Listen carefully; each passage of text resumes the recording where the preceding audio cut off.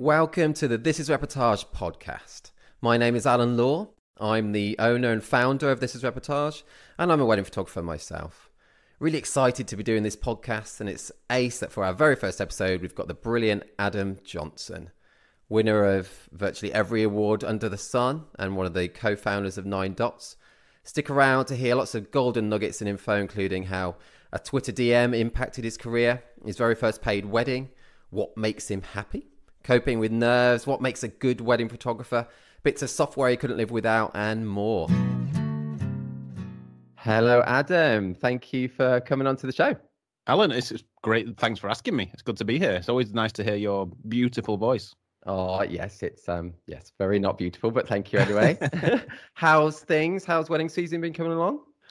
Yeah, things are great. Things are good. It's been one of my quietest seasons ever. I think I've done 20. I've got 3 left in December, and I think I've done about 19 so far. So that's still a lot, though. Yeah, for me though, I've always averaged between 30 and 40 a year. So it was a conscious decision to cut down this year, and it was been a good decision.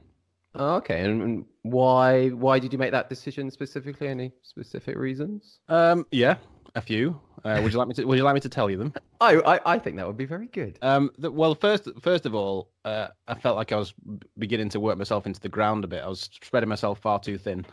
In general, in life and in work, I was VAT registered, so I wanted to. Well, I didn't want to necessarily, but I knew that by deregistering from VAT and giving myself that cap of income, I was going to have to restrict my weddings. And I knew that I was getting into that zone of VAT where I wasn't far enough above the threshold that I was earning enough to make it worth it. So it made a lot of sense to deregister and to kind of give myself that cap. But in doing that, it's meant that I've had to restrict my work a bit more. And I also wanted more time to enjoy myself and also to work on NineDots, which maybe we'll talk about in a bit. I think we will. We will indeed. No, that's interesting. The VAT threshold thing, I think, is a thing that we all think about from time to time. What was it like when you were VAT registered then? Did you feel like extra pressure or? I didn't. I think when I first registered for VAT, it felt like an achievement. It almost felt like, wow, I've reached that level of turnover in my business that I have to register, and it almost felt like a badge, which now thinking back seems stupid. But yeah, I thought, well, it must be great that I'm earning that much money that I need to register for VAT. So well done me. But then I probably did have 2 years after that where I was earning significantly over the threshold and significantly over enough that I was definitely making a lot more money by being VAT registered. But it's a double-edged sword, because to be that far above and to stay that far above, I was having to just take on everything that came in and do every bit of work and you have to, if you're going to register for VAT, you have to stay, 30 grand above the threshold to make it worth it in any way. So that's a heck of a lot of extra work to be doing just to stay up there. So yeah, it did become a lot of pressure in the end. It became a lot of pressure to stay above it, because if you drop into the zone of, so the VAT threshold, I can't remember, is 85, I think. Yeah. And if you're then in the turnover zone of between 85 and 105, you're just working to pay VAT. That extra work you're doing is just to pay the VAT. So you've got to be well above that just to start making money again. Like I can't remember, I worked it out, that the difference between the profit of staying under 85k turnover is the same as the profit of being 105k turnover with VAT. So it's crazy. And yeah, it did become a lot of extra pressure. It felt like a huge weight off my shoulders when I'm deregistered. And then that's why, looking back, it then it felt ridiculous that I saw it as an achievement that I was able to register. Well, I think I totally understand it though. A lot of things, something like that is an achievement really in life, isn't it? And a lot of people say you shouldn't have kind of ceilings that stop you. But from everyone, I think most people that I've heard that have gone VAT registered, they've deregistered after a few years. I think for me, it would be too stressful, I think. Yeah, I mean, stress is one of those things, isn't it, as well? And you don't always know what's making you stressed until you get rid of that kind of root cause. And for me, deregistering from VAT, honestly, it felt like, I don't know, it felt like the achievement. It almost felt like deregistering was the achievement in the end, but I had to go through that pain of the pressure of earning all that money just to get to that point. So I guess we learn those lessons as they hit you in the face. That's true. That's cool. That's really interesting, though. It really is. So I'd like to go on to probably the biggest question that everyone will be wanting to hear. What does the R stand for in ARJ photography? Oh, you could have prepared me for that question. I could have come up with something hilarious, but it's boringly, it stands for Russell. Russell. Oh, that's great. That's a great name. Yeah. It's well, thanks. Cool. Russell. Yes, my cousin called Russell. So it's a very, very good name. Then it is a great name, yeah. So, Adam, I would like you to take us back to your very first paid wedding. Yep. Can you remember it? How are you feeling? Were you nervous at all, or did you just rock and roll up to it? And oh, no way. I mean, so this was February 2010. That was my first ever paid wedding. Man, that's a long time ago. Yeah, and I remember it really well. So I had before that, I'd second shot one wedding, and that's what I'd used to create my portfolio on my website. And that was it. That was my only experience of shooting a wedding ever. Was it a friend's wedding that you did the one your portfolio on? No, it was. So I had a friend at the time. Well, still a good friend, and he had a wedding coming up and just said, "Did I want to come and second shoot for him?" So that was the wedding that created my portfolio, and as I was only a second shooter, so I had no experience going into my first wedding other than the second shoot in a wedding. One time, so straight into the deep end. In the deep end, and I remember back then. I've always had this just general belief that knowledge is power. So I'd spent a lot of time in the build up to this wedding, studying everything I could, looking at a lot of wedding photography, and I bought a thing on DVD called the Wedding Photography Blueprint. And yeah, I know it is as hilarious as it sounds, but it was kind of ahead of its time. If you think about some of the stuff that people are doing now, GoPros on camera on their cameras and kind of recording how they approach a wedding. That's kind of what it was really, and I can't even remember the photographer's name. It was Nick something. And yeah, it was somebody filmed him shooting an entire wedding, and it was him talking about how he approached the prep, how he approached the ceremony, how he kind of did portraits and speeches and dancing and all the rest of it. And it was a start to finish, fly on the wall almost documentary, and him talking to camera about how he did the wedding. So I must have watched this 50 times before this wedding. Honestly, I could probably have recited it back to front. So I went into the wedding feeling like I knew what I was going to be doing, because this blueprint makes you believe that every single wedding is exactly the same, and you're going to come across this, and this is going to happen, and obviously it wasn't like that.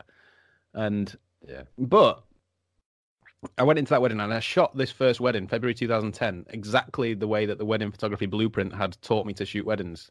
And it went all right, it was pretty good. I don't think I did a bad job of that wedding. I think it was a good, solid set of wedding photos. Yeah, I definitely had some issues. I didn't know my camera as well as I should have done probably. So there was a lot. Was it digital or film? Oh yeah, no, it's digital. Yeah, I didn't know. It was a long time ago.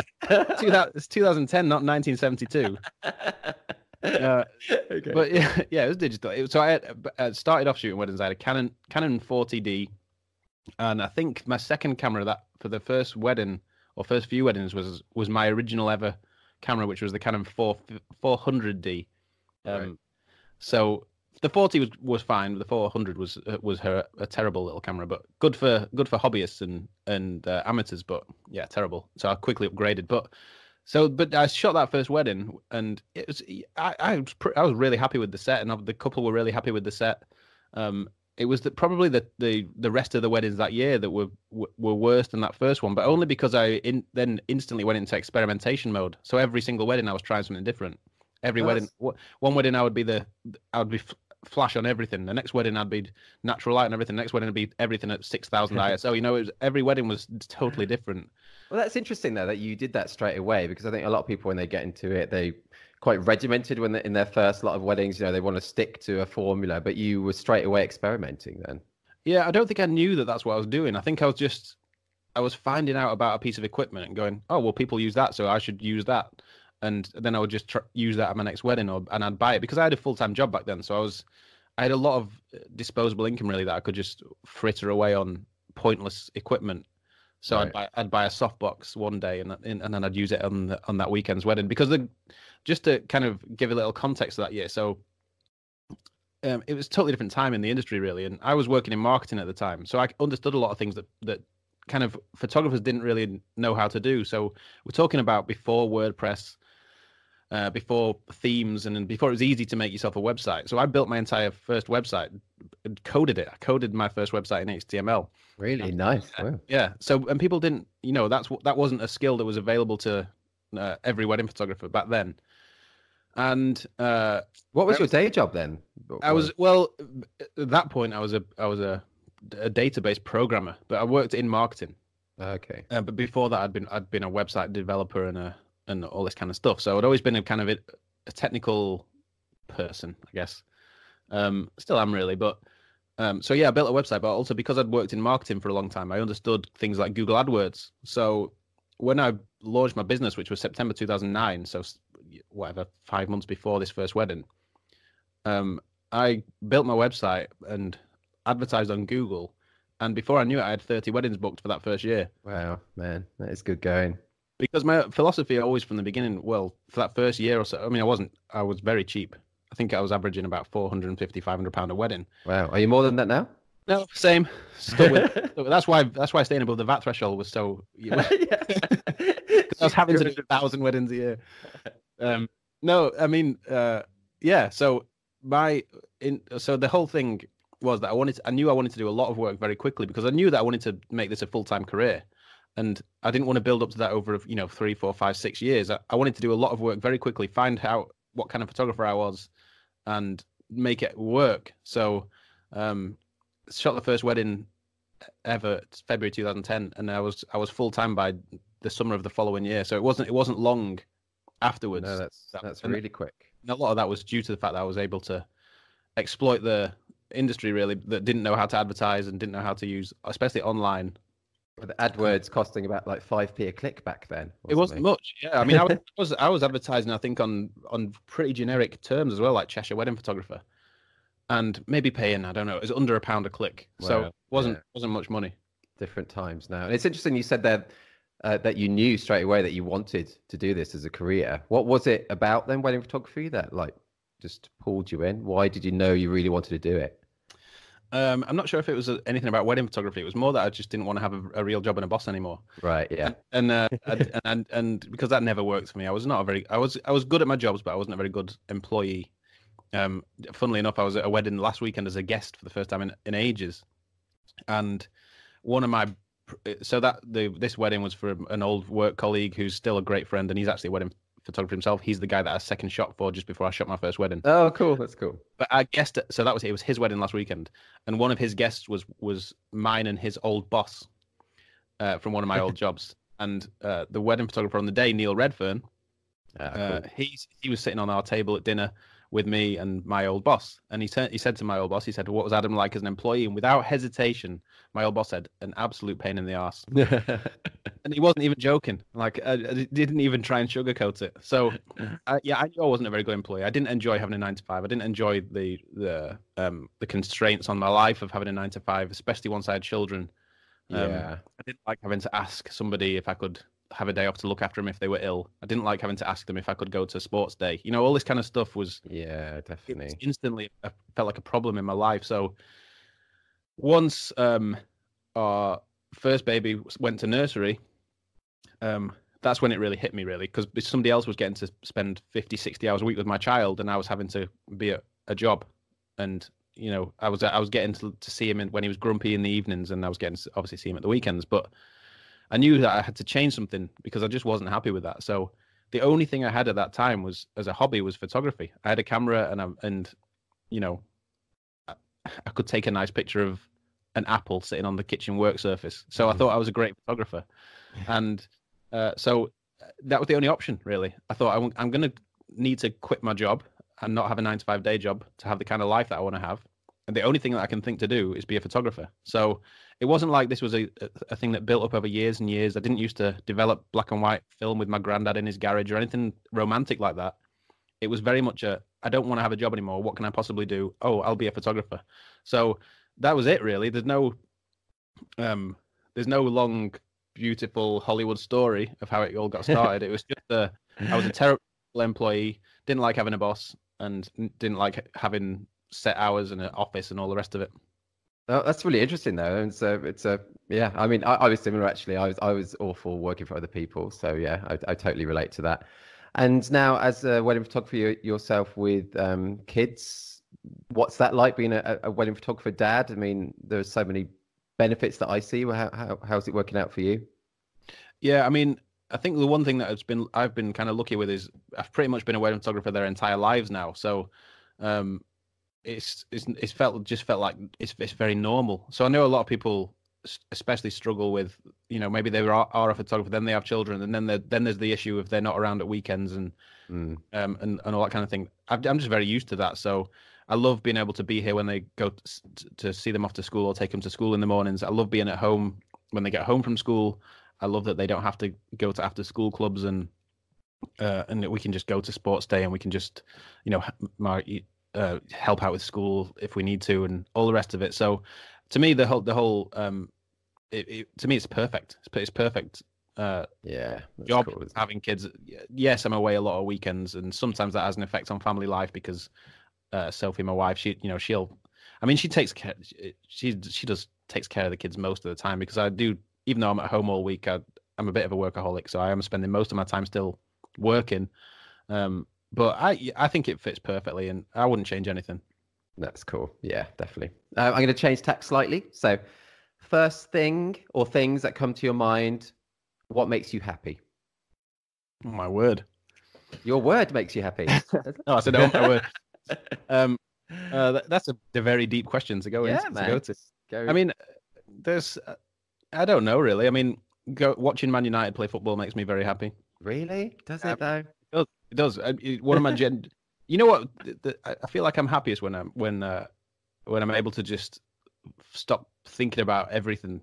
And there's certain things like going and watching football that help me just shut off and just be totally into the thing that I'm doing. I think that's so important. I'm generally quite a happy person. I think. I think some people might laugh a little bit at that because I have this reputation of being a grump, but I don't think I'm a grump. I think I'm generally quite a happy person. And playing tennis makes me happy. I mean, there's a lot of things that make me happy, really. I don't know. I don't want to say anything too cliche. Well, no, that's good. I think it's important to have things that clear your mind like that as well. Yeah. I'm surprised you mentioned Manchester United though, because oh man, isn't that stressful? No, not stressful. Oh, yeah. The thing is, I am. So my family have always been Man United fans. Really, my granddad was Man United fan. My great granddad was. I think my dad was, and that's the reason I'm a Man United fan. And yeah, I mean, it's not the heyday anymore, but I just love. I'm a diehard Man United supporter, and I love going to watch them at Old Trafford, win, lose or draw. Obviously, I'd much prefer a win. I don't get anywhere near as down as I used to when they lose because otherwise I'd spend a lot of my life down. But I mean, a lot of things make me happy. Really, little things. It's mainly little things that make me happy. My kids make me very happy. Yeah, no, that's cool, man. But the big question, I guess, though, is who is better, Manchester United or Birmingham City? I mean, it's a huge question. I mean, that's an hour-long debate in itself, isn't it? It is. We haven't got time, unfortunately. No, because obviously I love you and I love Sam Docker. I'm not gonna have that debate. Because there's no debate to be had. There's no debate. Yeah. But okay, we're going to switch from football. Going to alienate too many people. So you mentioned it earlier that about NineDots. So you're obviously one of the founder of NineDots. For anyone who doesn't know what it is, but I'm sure everybody does. But could you just explain what NineDots is and how it came about? Yeah, I mean, NineDots. So we founded NineDots in late 2014. There was 4 of us at that point. There was me, Andy Gaines, Rahul Kona, and Mick Shah, and it was all Mick's idea really. So he wanted to do a workshop that was collaborative. So 4 people actually all teaching the same thing really, rather than just a workshop with 4 different speakers. 4 people teaching together. 4 different photographers. We weren't friends back then. This is the whole weird backstory of NineDots. We weren't even mates or anything. It was just a very random collection of 4 people. I think Mick first asked Rahul, then the 2 of them agreed to ask Andy Gaines, and then the 3 of them agreed to asked me. So it was this kind of weird concoction of 4 different photographers who didn't know each other in real life. I don't know what I'm talking about. And we came together to teach this first workshops, which we did in February 2015.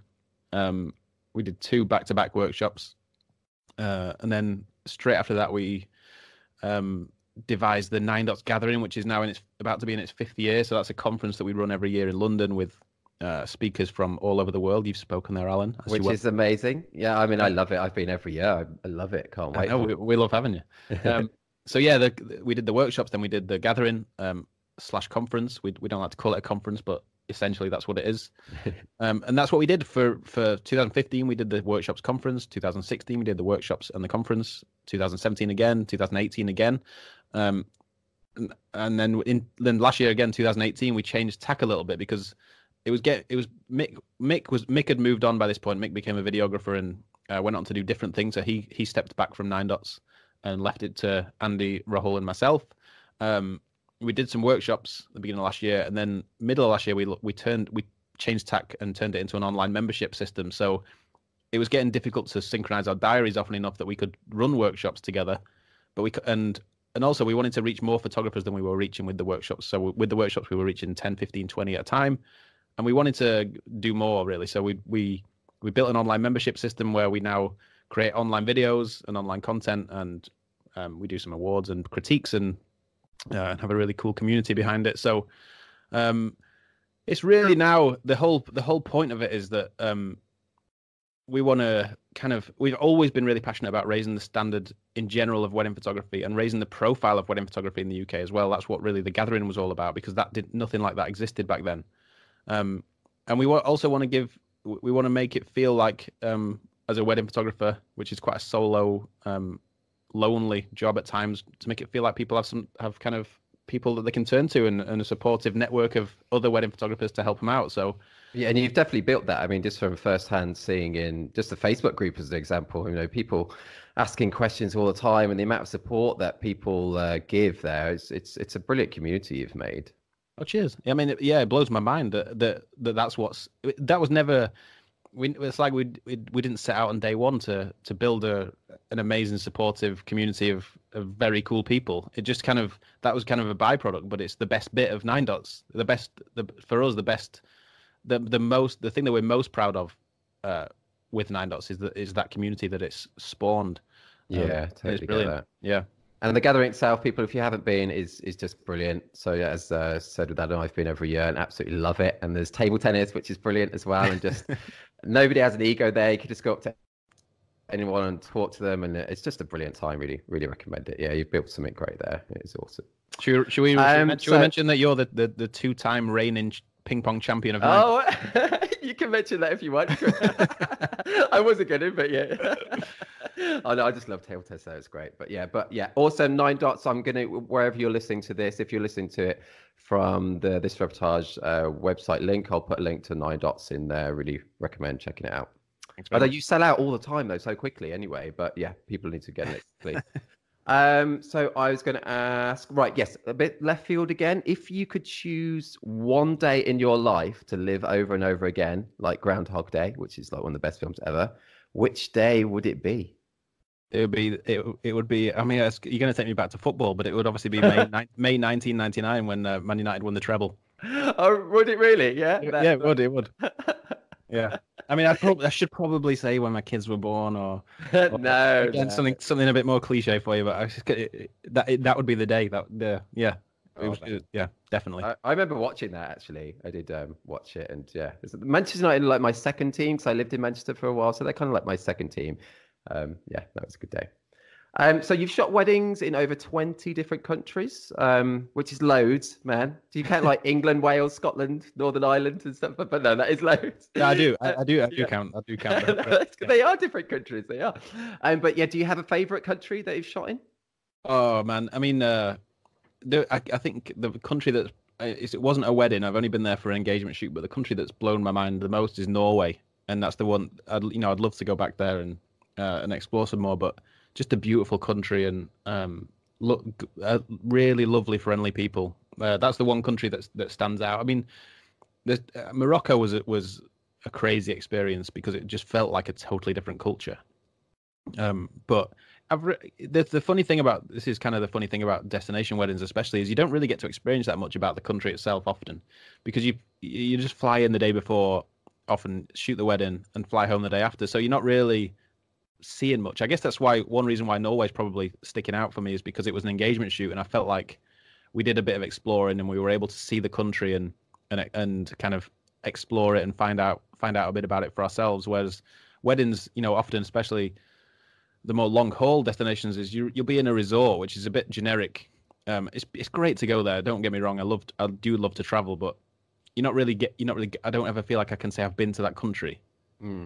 Yeah. But still, I mean, a lot of this, it almost feels embarrassing when you bring it up, but a lot of this saying, I've shot in this many countries, and in a way it's just marketing. That's what I'm not trying to gloat about anything. I'm just, we're all trying to win clients and win bookings. Oh, totally. I mean, and all the kind of stuff that you say is that's what it's for, really. So yeah. Yeah, but it is a big deal as well. And it does give clients, it's very valid. It gives them confidence that you've shot in all different kind of conditions all over, I think. So it's very valid. And I think, especially British people, maybe particularly, we don't shout about ourselves as much as we should do, so it's business. So I totally get that. How did you get your very first destination wedding? Do you remember? I do. Yeah. So one of my best mates in the world, Chris Mee, he's a wedding photographer based in Northern Ireland now, but he used to be based in Manchester. And we were in a Facebook group together, and a few Facebook groups together. We'd never really spoken. And then out again, this is going to feel a bit old fashioned now, but out of the blue, I got a Twitter DM from him, and all it said was, "Do you want to shoot in the sun more often?" And so obviously at this point, I'd never shot a destination wedding. I hadn't really thought about shooting weddings outside of Manchester and Cheshire, to be honest with you. I'd always, from the beginning, I always thought this was a local job. This was. You become a Manchester wedding photographer or a Cheshire wedding photographer, and that's your region, and that's where you do weddings. So to get this message from Chris was I didn't know what he was talking about, really. So from that message, we had a bit of a conversation, and we agreed to meet for pizza, which all the best things happen over pizza. And we just decided there and then to become a destination wedding photography duo. So we started a website called Me and AJ. And really? I didn't know that. That's cool. We did, and we made a brochure, and we built a website. And Chris was this was in the days when SEO, you could kind of get away with bad SEO. But bad SEO almost did you a favor. So Chris was kind of good at all that stuff. He owned the domain name destinationweddingphotographers.com. Oh, and nice. Does he still have that? Maybe. Sold it for like $1 million. I think he still has it. But we used that domain name. We built a website on it. We ranked it instantly at I think we were number 1 or 2 in Google for destination wedding photography. So it was only about 3 or 4 weeks after we launched that website, and it was never like a public launch. It was just literally a Google thing. We made it exist on Google.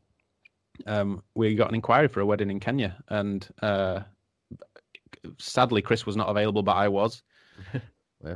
And I booked that wedding in Kenya for not very much money, have to say. And that was really the thing that kickstarted me as a destination wedding photographer. And I think having such a unusual destination to begin with as well. It is, going back to what you said before, it gives people it makes people look at you differently. They go, "Oh my God, he's shot a wedding in Kenya. He must be amazing." So it's all smoke and mirrors.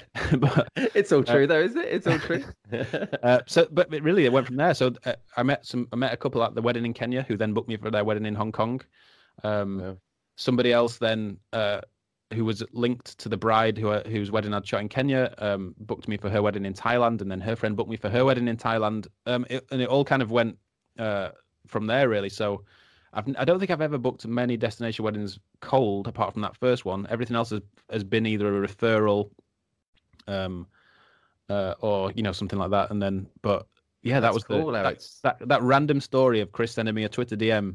Do you want to shoot in the sun more often? Just led to that whole thing, really. And then I started to build my business around it. I started to make it really obvious on my website that I was a destination wedding photographer, that I wanted to shoot destination weddings, that they were part of my business. Because brides and grooms like to see that, if they're getting married, if they're having a destination wedding, for some reason they want somebody who can shoot even though we all know it's a lot easier to shoot in sunny, beautiful conditions. They still think they need somebody that's experienced at shooting destination weddings. So, yeah, no, it's been a ride, but even that I've scaled back a little bit on that now. I don't really want to shoot long haul weddings anymore. So, and who knows after Brexit whether we'll even be able to shoot in Europe anymore. So maybe I've ridden the crest of that wave. Cool. So can you tell me something that you're truly, truly awful at? In life or in photography? No, in everything, in anything. Something that you are awful at. Yeah, cooking. I can't cook. Yeah, I definitely can't cook. I think there's lots of things I'm terrible at. You know, I don't want to turn this into a therapy session. Although, if I was to sit here and list everything I think I'm terrible at, it would become a therapy session. There's lots of things. There's lots of things I could be better at, and there's lots of things that I think I guess a lot of us beat ourselves up about, especially being self-employed. Because being self-employed, it can turn you into a workaholic, and it can get a little bit unhealthy. So there's definitely times when I feel like I could be a better dad, I could be a better husband, all this a better friend. In photography, there's definitely things I'm bad at. I don't believe it. Don't believe it, Adam. Yeah. There's things that terrify me. Shooting fireworks still terrifies me. Oh, good. I'm glad you added the photographing of them. You're not just scared of fireworks. No, I love fireworks. Maybe that's why I'm terrible at photographing them, because I just stand there and watch, and then at the end I'm like, shit, I haven't taken any pictures. What is a random fact about you that you think most people would be surprised to know? Oh, mate, I'm a very boring person. I'm not sure I have any random facts. No. I used to be a football referee. Really? Yeah, I was a football referee, and I was on the fast track to the Premier League. Wow. This was in my I was about 23, I think, at the time. And yeah, I've always loved football, but I've always been a terrible footballer. Is that how most referees get into it if they're not very good footballers? Well, I think the most referees, I think, get into it because they want to be involved in football, but just aren't good enough to play it at any kind of level. So, so I got into refereeing, and I think because I was quite young and quite passionate about it, somebody from the FA had been out scouting referees. Bizarrely, that's the thing that actually happens. And I got this call to say, do you want to be fast tracked to the Premier League? And obviously, I was a 23, 24-year-old obsessed with football, and it was it was almost like winning the FA Cup. So, I was training with some Premier League linesmen and referees on one night a week. But then it all took a sour turn, really. So refereeing is a very as everybody knows, it's a very thankless task. And it was the end of one season. I was refereeing some important cup games and linesmen on other cup games, and I somebody spat in my face, and I just quit refereeing that day, and never went back to it, really. But I think some of it was because I was quite young, so I was an easy target. I think it could be something I would go back to. Oh man, but that's an awful experience though. Yeah, well. I would rather say it's character building. That's never happened at a wedding, is it? Not when you've delivered your photos and no. Oh, what are you trying to say? No. No. I think it stuff like that definitely toughens you up. I was probably a bit of a wimp before I was a referee. I'm still a wimp now, but it's definitely character building, and it definitely helped me with the people side of things. Yeah, I bet. And just going in cold and trying to deal with people and try and especially in difficult situations and try and the one of the key things to refereeing is to make everyone feel like you're everybody's mate, whatever team they're on. And I think I still take that into weddings now. I still go into weddings, and my instant goal really is to make everybody feel like they're my friend and I'm their friend. Yeah. Well, I mean, were you nervous when you were a referee? Do you still get nervous now with weddings and talking at conferences and things, or do you not feel that? No, I'm a very anxious person in general. So I refereeing.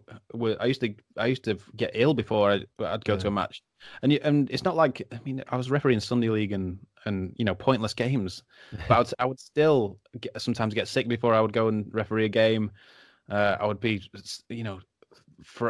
terrified and full of nerves just before a game kicked off. But it's a bit like weddings now. I feel exactly the same, really. I feel, even 10 years in or whatever it is, I still feel super nervous before I go to a wedding.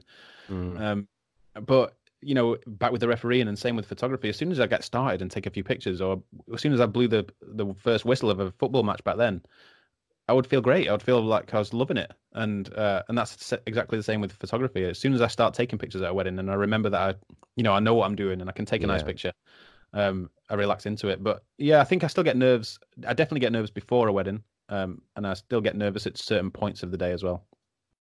I mean, that's interesting. Yeah, because I think people maybe who are listening, maybe it's going to be a wide range of people who do hopefully listen to this, but some of them are going to be kind of people who have just started and they'll be feeling nervous and they'll be wondering if these nerves do go. And it's interesting for you. You say it hasn't for me either. They haven't gone. I still get nervous before each wedding, but it has got easier, I think. I think the nerves change. I think you get to a point where you know you're going to do a good job. Like, you know, you're going to go to a wedding and take good pictures because you've got a track record of doing that.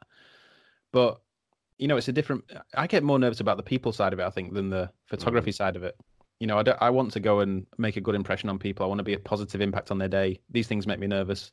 I want to do the best job I possibly can. There was a period when I was obsessed with awards and I was winning a lot of awards, and that added another layer of pressure because I felt like I almost had to live up to the reputation, and that was a pressure that I had trouble dealing with actually for a bit. And one of the reasons I backed away from awards for a good year or two. But yeah, I mean, it never goes away. What kind of pressure from the awards? What do you mean, like you were winning all these things, so you felt like all the work that you put out had to be like a mega high level? Is that kind of pressure? No, I think clients pay quite a lot of attention to that, more than I think we realize that they pay attention to it. And I was going to weddings and feeling like that they were expecting me to create award-winning photography at their wedding. So and that's you know, awards are can only ever be a bonus. You can't shoot for those. You can't shoot for that way. So I remember there was a wedding a while ago. I won't say where it was or who it was, but and there was a welcome party, and there was an announcement made that I was the 6th best wedding photographer in the world. Now, all that had happened was that just before this wedding, a set of results had come out for ISPWP. Oh yeah, and in that particular context, I'd finished 6th overall. So they made this announcement to all their guests that I was the 6th best wedding photographer in the world. And no pressure. Oh mate, I could have just. This was on a beach, and I was just wishing it was quicksand. Like that's how I felt at that point. I just wanted to sink into the ground. So yeah, so it just got to a point where I felt like people were wanting me to create award-winning photos, and I don't know. If you're trying to create award-winning photos, you won't create award-winning photos. So, yeah, the pressure from that, well, it became too much for me. I'm not very good at dealing with massive amounts of pressure. I think that's part of the fact I am a bit of an anxious person. But yeah, I didn't like. Who is good with dealing pressure, though? I mean, I'm sure there's people. I'm sure there are some people. I remember. I'm sure he won't mind me saying this. So the Ross Harvey, who we all know, Ross Harvey. I second shot for Ross. This was way back, maybe 2013, I think, a long time ago, 2014 maybe. And I met up with him the day before the wedding, and we were talking about things like this, like about nerves and all this kind of thing. And he kind of said that he doesn't really feel that pressure or those nerves, because he's just confident that he's going to do a good job because he knows he can do a good job. So I think everybody's mind works differently, and and people are able to, I don't know, come up with different mechanisms, I guess, to train themselves to be better at that at dealing with that side of it, that more psychological side of the job. That's true. And Ross, I guess, does live in a kind of different planet as well. So yeah, to most of us. Yeah, it helps that he's not human. Yeah. I obviously I mean that in the nicest possible way. Oh, of course. A lot of respect for Ross and the way his mind works, especially in the way that he works. Oh yeah, definitely. What, in your opinion, then makes a good wedding photographer? I know it's quite a general subject, but I mean, yeah, what is a good wedding photographer? I think the one skill that a wedding photographer needs is empathy. I think you can't, and I say this really from experience of doing the opposite. Really, you can't go into weddings to shoot pictures just for you. I think if you are good at being empathetic towards the people that you're shooting, you'll really feel that wedding. You'll feel what it needs. You'll feel the pictures that those people need, and you'll get a much deeper understanding of of those people and their wedding, and that'll just come through in the pictures. And also, kind of to contradict what I said a minute ago, the more you do that and the more you shoot for them, then you will get opportunities during the day to shoot just for you. So the more they feel like that you're there for them, the more they're likely to give to you when you've maybe got a weird idea or something that doesn't feel, normal. So maybe a pose in a portrait or whatever it might be, they will give back to you as well. So, but I think empathy is the above and beyond the number one skill that we need as wedding photographers, way above anything to do with cameras or settings or creativity or anything else. I guess for me, creativity would be second. I think having the kind of creative side to my brain and being quite tapped into that has been something that's helped me a lot in my career. But far and above it would be empathy. And also, the more you're able to do that, the more you'll enjoy weddings because you'll feel part of it as well. And that's so important, isn't it? To be enjoying it. Oh yeah, massively. I mean, there's definitely been times in my career, and I'm sure you're the same, when I maybe haven't enjoyed it as much. Yeah, totally. And that's either been due to working too much or doing too many weddings and just getting lost in the fog of wedding season, or it's through losing sight of what we're really there to do and what weddings are all about, and also things like I was talking about a minute ago with the awards and the pressure that came from that, and then I started trying to shoot in a different way, and then constantly disappointed that I'm not creating the kind of work that I want to be creating, and it just becomes a vicious kind of downward cycle at that point. So yeah, empathy all day long is the cornerstone of our job, I think. Yeah, totally agree. Just last couple of questions now. Do you have one particular piece of software or app that you really couldn't do without? I don't know, Lightroom. that is quite handy, isn't it? Yeah, it's quite handy. A lot really. So one of my big obsessions really is automation, and so I enjoy automating parts of my business admin mainly that I just don't like doing, that I find tedious. So there's lots of little bits of software that I use on that side of things, which I couldn't live without. Xero is a piece of software that I use for my bookkeeping. Okay. That's amazing. A little piece of software that I use called Text Expander. So that's where I kind of store standard responses for inquiries or things like that. So you just type in a shortcut and it puts in your standard response for an inquiry, for instance. Yeah, cool.